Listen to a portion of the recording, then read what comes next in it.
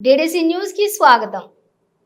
గొండ్వాన సంక్షేమ పరిషత్ ఆధ్వర్యంలోని రిలే నిరాహార దీక్షలు రెండో రోజుకు చేరాయి. షెడ్యూల్డ్ ఏరియా భూములను ఇతరులకు బదలాయించడానికి రెవెన్యూ శాఖకు ఎటువంటి అధికారం లేదని ఆదివాసీ నవనిర్మాణ సేన రాష్ట్ర అధ్యక్షులు కొరస నరసింహమూర్తి పునరుద్ఘాటించారు.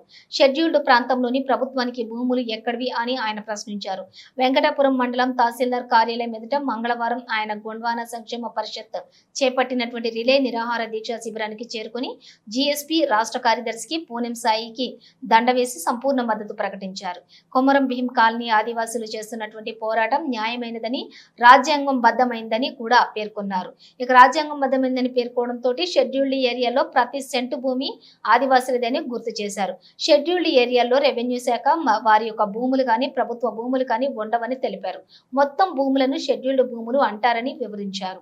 కొమరం భీం కాలనీ ఆదివాసుల భూములు వారికి దక్కే అంతవరకు కూడా ఆదివాసీ నవనిర్మాణ సేన అండగా ఉంటుందని హామీ ఇచ్చారు.